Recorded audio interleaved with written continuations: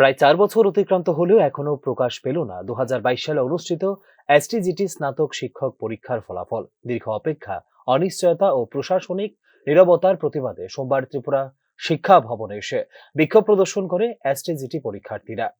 ফলাফল প্রকাশ ও দ্রুত নিয়োগ প্রক্রিয়া সম্পূর্ণ করার দাবিতে সরব হন তারা। ২০২২ সালে টিআরবিটি পরিচালিত এসটিজিটি পরীক্ষায় অংশগ্রহণ করার পর থেকে আজ পর্যন্ত ফলাফল প্রকাশ না হওয়ায় তাদের ভবিষ্যৎ কার্যত অন্ধকারে বলে জানিয়েছেন তারা।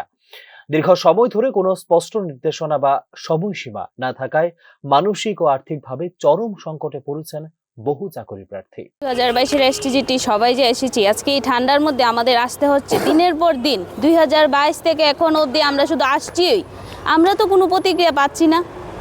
আমাদের দুষ্টা কোথায়? বিএড করে আমাদের পরীক্ষা দিতে হবে যোগ্যতা অনুসারে, সেই যোগ্যতা আমাদের সবার আছে, তাহলে কেন আমাদেরকে ঝুলিয়ে রাখবে? ওরা রেজাল্টও পাই, আমরা রেজাল্টটা পাওয়া তো আমরা অধিকার, সেটা আমরা রেজাল্টটা পাবো, তাহলে রেজাল্টটা কেন দিচ্ছে না?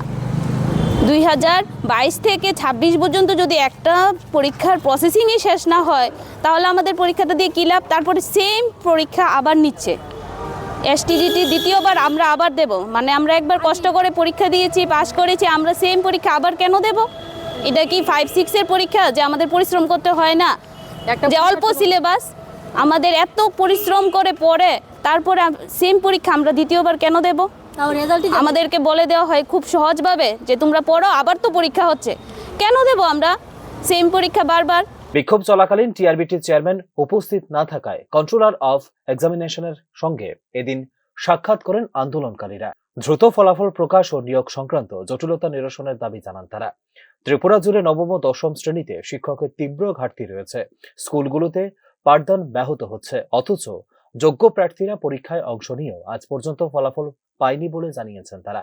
এই দীর্ঘ সূত্রিতার কারণে অনেকেই চাকরির নির্ধারিত বয়সসীমা অতিক্রম করে ফেলে, ফলে ফলাফল প্রকাশ পেলেও ভবিষ্যতে নিয়োগের সুযোগ থেকে বঞ্চিত হওয়ার আশঙ্কা বাড়ছে। এই পরিস্থিতিকে চরম অবিচার বলে উল্লেখ করেছেন তারা। অনেকবার এসে বলেছি 2022-এর রেজাল্ট দেওয়ার জন্য, কিন্তু এখন পর্যন্ত আমরা রেজাল্টটা পাচ্ছি না। তো রেজাল্ট না দিয়ে এখন পর্যন্ত ত্রিপুরার টিআরবিটির ইতিহাসে যবে থেকে পরীক্ষা সৃষ্টি হয়েছে টিআরবিটির মাধ্যমে, রিক্রুটমেন্ট চলছে টিআরবিটির মাধ্যমে, টিচার রিক্রুট প্রসেস, সেই টিচার রিক্রুট প্রসেসের মধ্যে আজ অবধি কখনো এরকম হয়নি যে একটা পরীক্ষা প্রসেস শেষ না করে পুনরায় সেই পরীক্ষার প্রসেসটা আবার পুনরাবৃত্তি করা, এরকম কোনোদিন হয়নি। তো কেনই আমাদের বেলা এরকমটা কেন হচ্ছে? কেনই পরীক্ষার প্রসেসটা টিআরবিটি কমপ্লিট করছে না? আমি অনুরোধ করছি টিআরবিটির চেয়ারম্যান এবং টিআরবিটির জয়েন্ট ডাইরেক্টর আছে আমাদের, আমি ওনাদেরকে অনুরোধ করছি আমাদের রেজাল্টটা দেওয়ার জন্য। কি কারণ আপনাদের রেজাল্ট বিলম্ব হচ্ছে? আমরা তো এটা তো কইতে পারি না, কিন্তু আমরা অনেকবার আসার পরে যে বলি যে আমরা দেখা যায় কী করে এই বলতে বলতে আজ পর্যন্ত প্রায় 4 বছর কাছাকাছি হয়ে গেছি। কিন্তু আমরা 2022 সনে যে পরীক্ষাটা দিয়ে আমরা এমন কি দোষ করেছি যে আজ পর্যন্ত আমরা রেজাল্ট পেতে হচ্ছে না।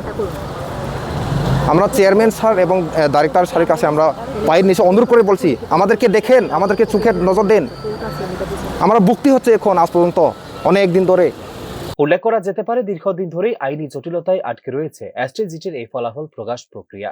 2023 সালের জুলাই মাসে স্নাতক শিক্ষক নিয়োগ সংক্রান্ত সমস্যা সমাধানে সুপ্রিম কোর্ট একটি বিশেষ এসএলপি দাখিল করে, তবে এখনো পর্যন্ত সেই বিষয়ে কোনো চূড়ান্ত অগ্রগতি স্পষ্ট নয় পরীক্ষার্থীদের কাছে। এই সমস্যার মূল সূত্রপাত টিআরবিটি পরিচালিত এসটিজিটি পরীক্ষার নিয়োগ প্রক্রিয়া। ত্রিপুরা হাইকোর্ট একটি নির্দিষ্ট চাকুরির বিজ্ঞাপনে 50% বেশি পদ সংরক্ষণ সংক্রান্ত রাজ্য সরকারের পুনর্বিবেচনার আবেদন খারিজ করে দেওয়ায় আইনি বাধার মুখে পড়ে পুরো নিয়োগ প্রক্রিয়া। দ্রুত ফলাফল প্রকাশ ও নিয়োগ প্রক্রিয়া শুরু না হলে আগামী দিনে আরো বৃহত্তর আন্দোলনের পথে হাঁটতে বাধ্য হবেন বলে হুঁশিয়ারি দিয়েছেন বিক্ষোভকারীরা। Bureau report, news now.